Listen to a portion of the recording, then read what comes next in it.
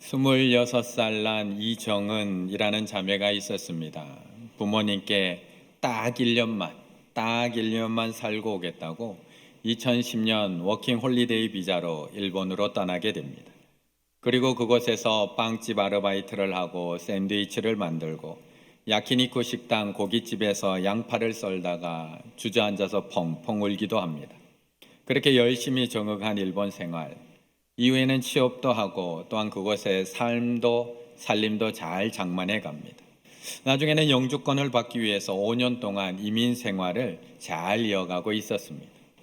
그러던 어느 날 업무에 지친 그녀는 일본을 떠나서 프랑스 여행에 비행기에 오르게 됩니다. 그리고 파리에 도착하게 됩니다. 그런데 그곳에서 그만 파리의 풍경에 마음을 빼앗겨 버립니다.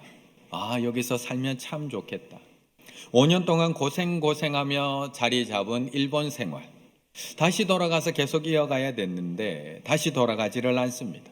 일본에 있는 살림도 정리해서 돌아오지 않고 그대로 놓아둔 채 파리의 생활을 시작을 합니다.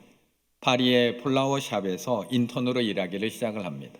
그리고 파리에서 마음을 빼앗겨버린 그녀는 파리의 유일한 꽃 학교인 그 학교에 입학을 해서 가장 유명한 플라워샵 점장이 되어서 7년째 일하고 있습니다. 이 책이 2020년쯤 나왔으니 지금은 한 10년쯤 그곳에 생활하고 있는 것 같습니다. 그녀는 이렇게 고백을 합니다. 삶은 긴 여행과도 같다. 생각보다 변수가 많고 고단하지만 언제 어디서든지 낭만은 존재하고 그 낭만을 쥐고 펼 수 있는 건 결국 내 안에 있다는 사실을 배우며 기나긴 여로를 감행한다. 삶을 기나긴 여행이라고 생각한다면 길을 잃고 헤매는 시기를 만나는 것도 당연하고 기대하지 않았던 곳에서 마음을 빼앗겨버리는 일, 어딘가 방문했다가 마음을 쏙 빼앗겨버리는 일도 자연스러운 거다. 그래서 그 모두를 흔쾌히 받아들이고 기대해 볼 수 있지 않을까 생각한다. 이렇듯 우리는 어딘가 여행을 갔다가 그곳에 마음을 뺏겨서 그곳에 정착해서 살아가는 사람들을 종종 만나게 됩니다. 경기도 안양에서 10년 동안 가구점을 하던 이우복 씨는 아내와 함께 제주도 여행을 갔다가 제주도 경치에 마음을 빼앗겨서 귀농을 하고 그곳에 정착해 살아가고 있습니다. 네덜란드 사람 바트 씨는 우리나라 한국에 배낭여행을 왔다가 마음을 빼앗겨서 정착을 해서 지금은 자전거 여행을 하면서 5년째 한국에 살아가고 있습니다. 이탈리아 사람 스테파노는 2016년 딱 일주일 한국에 여행을 왔다가 마음을 빼앗겨서 3년 후에는 서울로 아예 이사해서 정착해 살아가고 있습니다. 이처럼 우리는 뭔가를 사랑하게 되면 마음을 빼앗겨 버립니다. 어떤 것에 반하게 되거나 어떤 것을 좋아하게 되면 가장 먼저 빼앗기는 것이 마음입니다. 그런데 오늘 본문에 나오는 솔로몬은 풍경의 마음을 빼앗긴 것도 아니고 어떤 도시의 마음을 빼앗긴 것도 아니고 수많은 여인들에게 그 마음을 빼앗기고 있습니다. 2절의 말씀을 같이 한번 읽어보겠습니다. 2절입니다. 여호와께서 일찍이 이 여러 백성에 대하여 이스라엘 자손에게 말씀하시기를 너희는 그들과 서로 통혼하지 말며 그들도 너희와 서로 통혼하게 하지 말라. 그들이 반드시 너희의 마음을 돌려 그들의 신들을 따르게 하리라 하셨으나 솔로몬이 그들을 사랑하였더라. 아멘. 솔로몬도 처음부터 수많은 여인들을 사랑하고 마음을 빼앗겼던 것은 아닙니다. 솔로몬의 애칭 여디디야, 여호와께서 가장 사랑하는 사람 여디디야, 그런 별칭을 갖고 있던 솔로몬도 처음에는 하나님을 너무나 사랑했습니다. 그래서 아직 성전이 완공되지 않은 이 상황이지만 솔로몬은 하나님을 너무 사랑했기 때문에 그 사랑하는 마음으로 산당에다가 다윗의 법도를 따라서 하나님 앞에 1,000번제를 드렸던 겁니다. 열왕기상 3장 3절에 보면 이렇게 얘기합니다. 솔로몬이 여호와를 사랑하고 그의 아버지 다윗의 법도를 행하였으나 산당에서 아직 성전이 지어져 있지 않았기 때문에 산당에서 제사하고 분향하더라. 그러자 그 사랑을 받으신 하나님께서 솔로몬의 그 1,000번제 제사를 받으시고 그 밤에 솔로몬의 꿈에 하나님이 나타나십니다. 그리고 사랑하는 솔로몬에게 내가 너에게 무엇을 줄꼬? 라고 물으십니다. 그러자 솔로몬이 하나님 앞에 구하고 하나님께서 그에게 주신 것이 무엇일까요? 3장을 가만히 찬찬히 읽어보시면, 찬찬히 읽어 내려가면 그 지혜를 참 재미있는 단어로 표현하고 있는 것을 볼 수가 있습니다. 9절, 누가 주의 이 많은 백성을 재판할 수 있사오리까? 듣는 마음을 종에게 주사. 듣는 마음을 달라고 이야기합니다. 솔로몬이 이것을 구하며 그 말씀이 주의 마음에 듭니다. 주의 마음에 듭니다. 내가 내 말대로 하여 너에게 지혜롭고 총명한 마음을 주고 있습니다. 마음을 하나님과 주고 받고 있는 겁니다. 하나님이 우리에게 가장 원하시는 게 무엇일까요? 하나님이 우리에게 가장 원하는 게 무엇일까? 마음입니다. 무엇이 부족해서 뭘 더 달라고 하겠습니까? 하나님은 우리의 모든 것을 그분 마음대로 하실 수 있습니다. 주실 수도 있고 거두어 가실 수도 있는 분입니다. 그런데 우리에게서 마음대로 못 하시는 것이 딱 하나 있는데 그것이 바로 마음입니다. 인간의 마음만큼은 우리가 하나님 앞에 드리지 않으면 그분 마음대로 가져가실 수가 없습니다. 그래서 하나님은 우리의 마음을 원하신다는 겁니다. 여기까지만 읽으면 마치 전능하신 하나님께서 우리의 마음 하나 어떻게 할 수 없는 분처럼 느껴질 수가 있습니다. 그런데 책을 조금 더 읽어 내려가다 보면 이렇게 이야기한 이유를 알 수가 있습니다. 만약 하나님께서 우리의 마음을 당신 마음대로 이랬다 저랬다 마음대로 조정하실 수 있다면, 바꿀 수 있다면, 그것은 프로그래밍 한 대로 움직이는 휴머로이드 로봇과 무엇이 다릅니까? 우리의 마음을 이렇다 저랬다 마음대로 조정할 수 있다면 어떻게 하나님과 자녀 사이의 인격적인 관계, 친밀한 교제를 할 수 있겠느냐라는 겁니다. 조금 더 쉽게, 옆에 있는 이 남편, 내 마음대로 조정할 수가 있습니다. 지지리도 말 안 듣는 이 남편을 내 마음대로 조정할 수가 있습니다. 그래서 내 남편이 나의 모든 지시에 순종을 하고 내가 시키는 대로 다 합니다. 내 아내님, 내 부인님, 삐리삐리삐리 말만 하십시오 부인님. 얼마나 좋을까요? 상상만 해도 지금 표정이 밝아지고 있습니다. 그 말 안 듣는 남편이 내가 말 한마디 하는 대로 다 합니다. 그런데 그럼 데리고 살기는 너무나 좋습니다. 그런데 그것이 사랑일까요? 그래서 친밀한 사귐, 진정한 사랑이란 우리 마음을 스스로 결정할 수 있을 때, 우리가 마음을 드릴 수 있을 때 가능한 것이고, 그렇기에 하나님은 다른 것이 아니라 우리의 마음을 받기 원하신다는 겁니다. 우리의 마음을. 그래서 솔로몬은 하나님 앞에 마음을 다해서 제사를 드렸습니다. 그리고 듣는 마음을 달라고 구했습니다. 그랬더니 그 마음이 하나님의 마음에 들었고 하나님은 총명한 마음을 주고 계시는 겁니다. 그런데 시간이 지나면서 그의 마음이 점점 하나님의 마음으로부터 멀어지고 있습니다. 서서히 하나님께로부터 그의 마음이 돌아서고 있는 것을 우리에게 보여줍니다. 2절, 4절, 3절, 4절, 9절. 그들이 반드시 너희의 마음을 돌려. 그 여인들이 왕의 마음을 돌아서게 하였더라. 그 여인들이 그의 마음을 돌려. 솔로몬이 마음을 돌려. 우리가 읽은 본문 1절부터 13절까지 이 마음이라는 단어가 6번이 반복이 됩니다. 그러면서 끊임없이 그의 마음이 돌아서고 있다는 것을 우리에게 보여주고 있는 겁니다. 솔로몬은 왕위에 오르자마자 정략 결혼을 하기 시작을 합니다. 다윗 왕을 이어서 왕이 된 솔로몬이기 때문에 나라를 더 부강하게 만들어야 한다는 부담감이 있었는지도 모르겠습니다. 안으로는 아버지의 뜻을 따라서 내부의 적들을 완전히 다 제거해버린 솔로몬. 이제는 외부로 더 강력하게 만들기 위해서 애굽 왕 바로의 딸과 정략 결혼을 통해서 이스라엘을 더 강력하게 세우고 싶어 합니다. 그렇게 시작된 정략 결혼의 숫자 점점 많아지기 시작하더니 오늘 본문 3절, 왕은 후궁이 700명이요 첩이 300명이라 그의 여인들이 왕의 마음을 돌아서게 하였더라. 그런데 지금부터 진짜 큰 문제는 지금부터 시작이 됩니다. 후궁 700명, 첩 300명. 여인들의 숫자가 너무 많아서 그들의 이름을 다 기억할 수 없는 것도 문제고, 하루에 한 명씩 돌아가면서 밥을 먹는다고 해도 3년에 한 번이나 겨우 얼굴 볼 수 있는 것도 문제이지만, 이 수많은 여인들에게 마음을 빼앗기게 되자 하나님의 말씀이 들리지 않기 시작을 합니다. 하나님의 말씀이 들리지 않기 시작을 합니다. 그게 10절의 말씀입니다. 함께 읽습니다. 10절입니다. 이 일에 대하여 명령하사 다른 신을 따르지 말라 하셨으나 그가 여호와의 명령을 지키지 않았으므로. 아멘. 700명의 후궁, 300명의 첩에게 마음을 빼앗겨버린 솔로몬. 그가 하나님을 사랑하면서 구했던 것, 앞에 무엇을 구했는지 기억나시죠? 듣는 마음을 달라고. 듣는 마음을 주사. 듣는 마음을 달라고 하나님 앞에 구했습니다. 그리고 하나님은 그 구하는 것이 마음이 들어서 지혜롭고 총명한 마음을 주셨습니다. 그런데 이제 저 여인들로 인해서 하나님으로부터 마음이 돌아서자 들리지가 않습니다. 듣는 마음을 달라고 해서 주셨는데 들리지가 않습니다.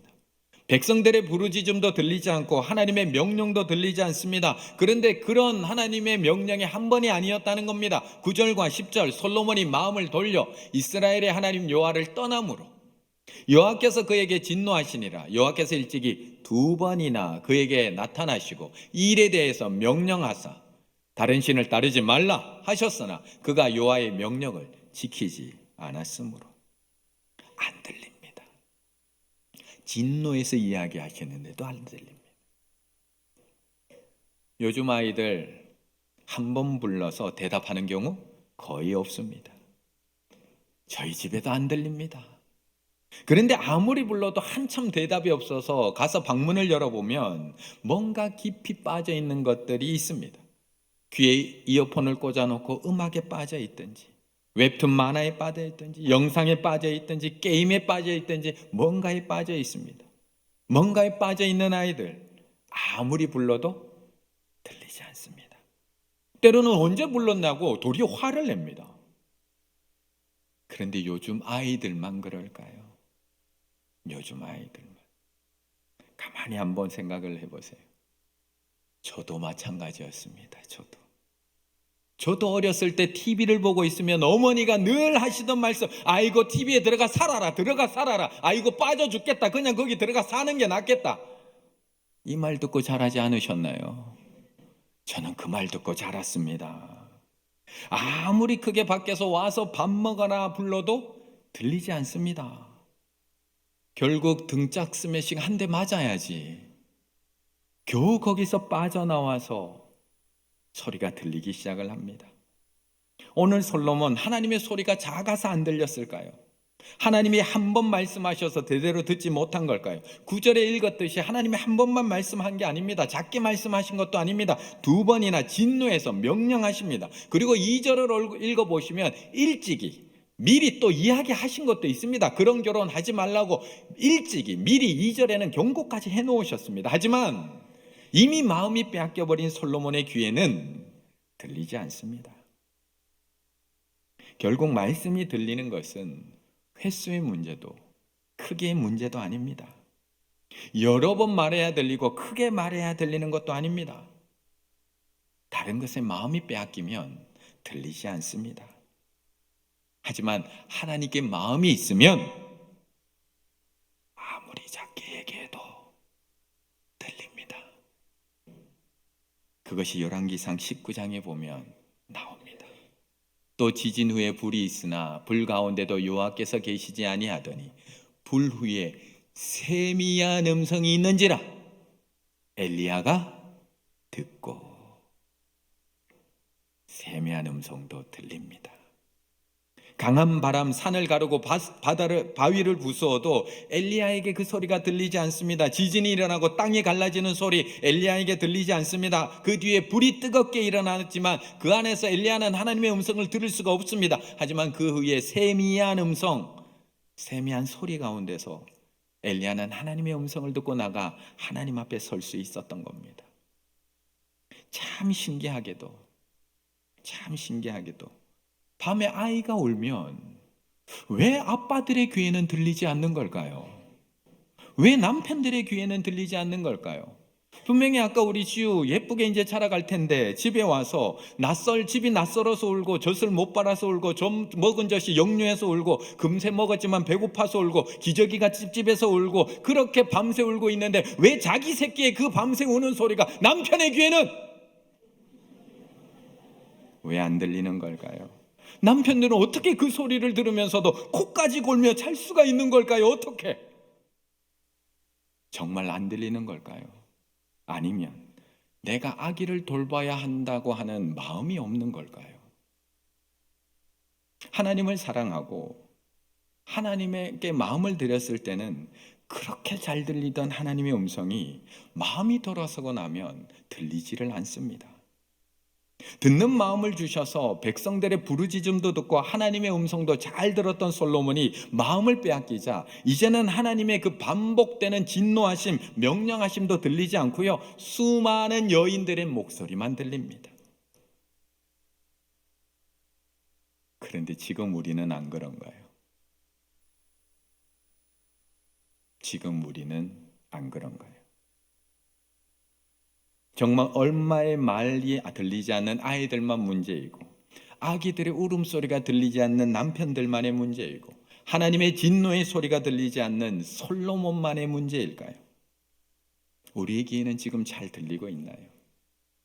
우리의 귀에는 하나님의 진노가, 하나님의 명령이, 나에게 주시는 하나님의 말씀이 지금 잘 들리고 계신가요? 이 들음은 하나님을 믿는 자녀, 하나님의 백성들에게는 너무나 중요한 부분입니다. 솔로몬에게만 듣는 것이 중요한 것이 아니라 하나님을 믿는 모든 자들에게는 이 들음이 너무나 중요한 부분입니다. 그래서 로마서 10장 17절 그러므로 믿음은 들음에서 나며 들음은 그리스도의 말씀으로 말미암았느니라고 우리에게 말씀하고 있는 겁니다. 아브라함을 향한 하나님의 부르심도 하나님의 말씀에 대한 아브라함이 듣고 응답이 없으면 아무런 소용이 없습니다. 모세를 향한 하나님의 부르심도 모세가 듣고 거기에 응답하지 않으면 아무런 소용이 없습니다. 제자를 부르신 예수 그리스도의 부르심도 제자들이 듣고 응답을 해야 되고 우리를 부르신 예수 그리스도의 부르심에도 우리가 듣고 응답하는 데서부터 그 믿음은 시작한다는 겁니다. 그래도 이제 마음을 빼앗겨서 들리지가 않습니다. 일찍 이야기해 주어도 들리지 않습니다. 진노에서 2번이나 화를 내며 말씀하시는데도 들리지 않습니다. 저렇게 강력하게 명령하고 또 명령하는데도 들리지 않습니다. 그럼 우리는 어떻게 해야 될까요? 그래서 우리는 마음을 빼앗기기 전에 잘 지켜야 합니다. 마음을 빼앗기고 나면 다시 찾는 것이 너무 힘들기 때문에 다른 것에 우리의 마음을 빼앗기기 전에 처음부터 마음을 잘 지켜야 한다는 겁니다. 1절의 말씀을 같이 읽습니다. 1절입니다. 솔로몬 왕이 바로의 딸 외에 이방의 많은 여인을 사랑하였으니 곧 모압과 암몬과 에돔과 시돈과 헷 여인이라. 아멘. 하나님을 사랑하고 하나님 앞에서 전심을 다했던 솔로몬이 처음부터 700명의 후궁, 처음부터 300명의 첩을 두었을까요? 처음부터 마음을 돌이켜서 저들을 사랑하고 처음부터 저들의 말에만 귀를 기울였을까요? 처음부터 내가 이제는 하나님 떠나야지, 이제 하나님께 돌아서서 우상 섬기며 살아야지, 솔로몬이 처음부터 결단하며 시작했을까요? 아니요. 솔로몬도 처음에는 한 명이었습니다. 솔로몬의 시작도 한 명이었습니다.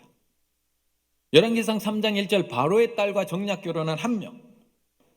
이 정도는 괜찮을 줄 알았습니다. 이스라엘의 왕으로서 나라를 더욱더 강대하게 만들기 위해서 강대국인 애굽 딸과 정략 결혼하는 것, 내가 정말 잘한 판단이라고 생각했을 겁니다. 언제 어떻게 변할지 모르는 세계 정사 속에서 이 세상에 살아가는 현명한 방법, 지혜로운 선택이라고 자신은 생각했을 겁니다. 그런데 정말 그 한 명 괜찮던가요? 정말 그 한 번이 괜찮던가요? 정말 그 하나 괜찮던가요? 저도 어제 일찍 자고 싶었습니다. 저도 어제 일찍 잠들고 싶었는데 잠깐만 본다고 시작한 영상 하나, 요것만 보고 자야지 딱 눌렀던 영상 하나, 정말 하나로 끝나던가요? 얘들은 어떻게 제가 좋아하는 걸 이렇게 잘하는지 모르겠습니다. 제가 좋아하는 영상을 계속 올려줍니다. 게임 좋아하는 사람에게는 게임 영상, 운동 좋아하는 사람에게는 운동 영상, 드라마 좋아하는 사람에게는 드라마 추천을 어떻게 그렇게 잘해주시는지 몇 개 보고 시간을 딱 보면 금세 2시간이 지나가 버렸습니다. 드라마 한 편? 정말 한 편에서 딱 끝나시던가요? 내가 이제 절대 드라마 안 봐야지. 눈물의 여왕.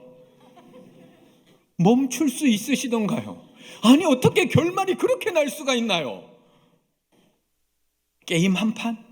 딱 한 판만. 어느새 새벽이 밝아옵니다. 영화 한 편? 이번에 넷플릭스에 오징어 게임보다 더 재미있는 영화가 올라왔다고 하는데 딱 한 편만 보고 자야지. 쉽게 잠들 수 있으시던가요? 왜 잠 못 드는지 아세요? 그거 시작하면 넷플릭스 CEO 리드 헤이스팅스가 이렇게 이야기를 합니다. 우리는 지금 고객의 잠과 경쟁 중입니다. 우리는 지금 고객의 잠과 경쟁 중입니다. 왜 영화를 그렇게 추천해 주시는지 모르시겠어요? 왜 영화와 영화 사이에 광고가 그렇게 짧아지는지 모르시겠어요? 왜 내가 좋아하는 영화가 그렇게 딱 알맞춤으로 딱 내 눈에 들어오는지 모르시겠어요? 잠과 경쟁 중입니다. 저 사람들은. 세상은 우리의 마음을 그렇게 쉽게 놓아주지 않습니다. 유튜브는 내 취향을 어떻게 그렇게 잘 아는 걸까요? 넷플릭스는 나의 관심을 어떻게 그렇게 잘 알고 그렇게 추천해 주는 걸까요? 인스타그램, 페이스북 어떻게 그렇게 내가 살려고 하는 물건 나는 한번 검색했을 뿐인데 어떻게 사고 났는데도 계속 추천해 주는 걸까요? 세상은 오늘도 끊임없이 우리의 마음을 빼앗기 위해서 온 힘을 다하고 있습니다. 우리가 뭘 좋아하는지, 우리가 뭘 하고 싶은지, 무엇에 관심이 있는지 끊임없이 파악을 하고 우리의 마음을 끊임없이 빼앗기 위해서 잠과 경쟁하며 노력하고 있다는 겁니다. 그래서 우리는 처음부터 마음을 잘 지키셔야 됩니다. 하나라고 쉽게 생각하시면 안 됩니다. 한 편이라고 아침에 일어나서 그냥 습관을 따라 톡 누르시면 안 됩니다. 한 명이라고 쉽게 관계 맺으시면 안 되고 한 번이라고 쉽게 그 일을 해서는 안 됩니다. 오늘 솔로몬의 시작도 딱 한 명이었습니다. 바로의 딸 한 명. 그런데 그 한 명이 어떻게 번져나가느냐. 1절 솔로몬 왕이 바로의 딸 외에 이방의 많은 여인들을 사랑하였으니 왕은 후궁이 700이요 첩이 300명이라. 그의 하나님 여호와 앞에 온전히 행하지 못하였으니 솔로몬이 여호와의 이제는 눈앞에서 악을 행하여 솔로몬이 마음을 돌려 이스라엘 하나님 여호와를 떠나게 됩니다. 한 명에서 시작된 그 마음의 돌아섬은 점점 더 하나님과의 거리를 멀어지게 만들고 있습니다. 처음에는 한 명이 그의 마음을 돌리게 하더니 그 뒤에는 이 많은 이방 여인들이 그의 마음을 돌리게 하더니 1000명의 후궁과 첩들이 그의 마음을 돌리고 있습니다. 그러자 솔로몬은 결국 하나님 앞에서 완전히 마음이 돌아서 하나님의 눈앞에서 악을 행하고 이제는 그의 마음이 완전히 하나님으로부터 떠나버립니다. 그렇다면 떠나버린 솔로몬의 마지막은 어떻게 되었을까요? 하나님을 완전히 떠난 결과 솔로몬은 어떻게 되었을까? 그 결과가 14절부터 그 뒤로 쫙 이어지고 있는 겁니다. 여호와께서 에돔 사람 하닷을 일으켜 솔로몬의 대적이 되게 하시니 하나님이 또 엘리아다의 아들 르손을 일으켜 솔로몬의 대적이 되게 하시니 솔로몬의 신하 느밧의 아들 여로보암이 또한 손을 들어 왕을 대적하였으니 대적하는 사람들이 계속 일어납니다. 그리고 결국 이스라엘은 북이스라엘과 남유다로 찢어지게 된 겁니다. 우리는 늘 이 정도는 괜찮다고 이야기합니다. 한 번은 괜찮아. 주일 한 번 빠진다고 죽는 것도 한 번은 하나님도 다 이해해. 다 한 번은 괜찮아. 한 편은 괜찮아. 한 편은 내일 쉬는 날에 좀 마음 편하게 좀 보자. 한 판은 괜찮아. 주말에 게임 한 판 하는 게 어때? 딱 한 잔은 괜찮아. 한 명은 괜찮아. 한마디는 그런 말도 못해. 한마디는 다들 그렇게 살아. 하나님도 이해하셔. 하나님도 나름 자신이 지혜롭다고 생각한 솔로몬도 이렇게 한 명에서부터 마음의 돌아섬이 시작이 됩니다. 그리고 나름 지혜롭다고 생각하는 우리들도, 솔로몬보다 훨씬 지혜롭다고 착각하고 있는 우리들도 솔로몬하고 똑같이 이 정도는 괜찮다고 생각하며 우리의 마음을 뺏으려고 하는 세상에게 너무나 쉽게 마음을 내어주고 살아가고 있다는 겁니다. 그런데 우리가 무심코 누르는 그 작은 습관 하나, 우리가 무심코 그냥 내어주는, 너무 쉽게 내어주는 그 마음 하나에서부터 하나님과의 멀어짐은 이미 시작되고 있는 겁니다. 한번 점검해 보셨으면 좋겠습니다.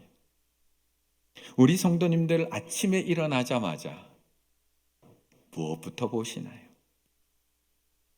우리 성도님들이 식탁에 앉자마자 무엇부터 보시나요? 우리 성도님들 운전대에 앉자마자 무엇부터 붙잡으시나요? 회사에 도착하자마자 책상에 앉아서 무엇부터 하시고, 누군가를 만나기 전에, 대화를 시작하기 전에 무엇부터 하시나요? 집에 들어오자마자, 씻고 소파 앉자마자 무엇부터 하시나요? 하나님과의 멀어짐은 큰 사건으로 시작되는 것이 아니라 그 작은 하나의 작은 틈에서부터, 한 명에서부터 하나님과의 멀어짐은 시작된다는 것입니다. 전문 치유 상담 사역자인 김유비 목사님이 쓴 책에 보면 주님의 마음을 이렇게 우리에게 표현을 합니다. 하루의 그 첫 시간을 나에게 주렴. 나의 자녀야, 나와의 관계를 소홀히 하지 말거라. 난 언제나 널 기다리고 있단다. 너와 대화하기를 원하고 너와 더 친밀해지길 원한다. 분주하고 바쁜 마음으로 하루를 살기보다 차분한 마음으로 나와 교제를 하자. 눈앞에 놓인 급한 일 처리하는 방식으로 하루하루를 살다 보면 너는 금방 지치고 금방 쓰러지고 말 거야. 시간을 따로 떼어내서 나와 교제할 수 있어야 한단다. 할 수 있다면 하루의 첫 시간을 나에게 주려. 할 수 있다면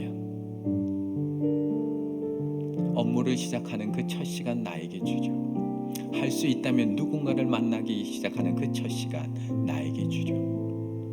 내가 세상에서 차갑고 냉랭한 말을 듣기 전에 나의 따뜻한 목소리, 그 목소리를 너에게 먼저 들려주고 싶단다. 이게 주님의 마음이라는 겁니다. 일주일에 처음 예배로 마음을 지키셔야 합니다. 하루에 처음 말씀으로 마음을 잘 지키셔야 됩니다. 모든 일의 시작 기도로 마음을 잘 지키셔야 됩니다. 모든 대화의 시작 감사로 입술을 잘 지키셔야 됩니다. 누군가 만났을 때 불평과 험담으로 시작하면 끝까지 험담으로 끝납니다. 누군가를 만나기 전에 기도로 시작하시고 그 첫 시간을 기도로 드리시고 만나면 하나님께서 지키십니다. 이 정도는 괜찮겠지. 한 번이라는 말에 세상을 향해 너무 쉽게 마음을 내어주지 마시고 모든 일의 첫 시간을 하나님 앞에 온전히 내어드림으로 하나님 향한 나의 온전한 마음을 끝까지 잘 지켜나가실 수 있는 우리 충일의 가족들 다 되시기를 간절히 바라겠습니다.